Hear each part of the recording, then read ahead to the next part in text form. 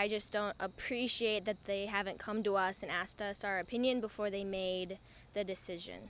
The Macomb School District says there was not much to discuss when it came to complying with the federal civil rights Title IX guidelines. It states no one on the basis of sex be excluded, denied, or subjected to discrimination under any education program or activity receiving federal financial assistance.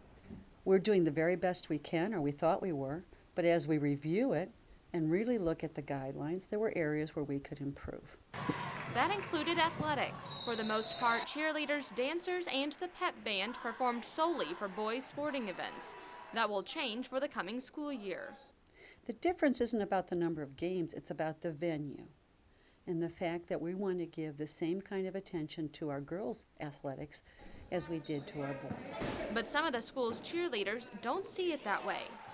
I think if they want to have girls cheer for girls' teams, we need to have a second tryout and have second teams because we've already had our tryouts, we already have our team, we've already been told what we were supposed to do. We were supposed to cheer for boys basketball, boys football, and now they're changing halfway through our season what we're going to be doing. The school superintendent says the new guidelines will not change the responsibilities of these groups, but rather spread their enthusiasm equally amongst all teams.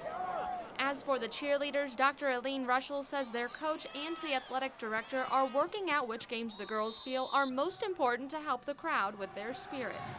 But there will be games the girls will not be able to attend in uniform due to the fact that there is an uneven number of boys versus girls sporting events. I think that it's Bomber tradition to cheer at all the boys' games, and I can tell you that as many boys' games as we can go to, we're going to travel as a team, if possible, and sit in the Bomber section.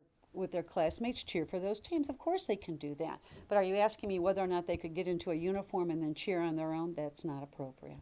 Brooke Hash, KHQA News, Macomb.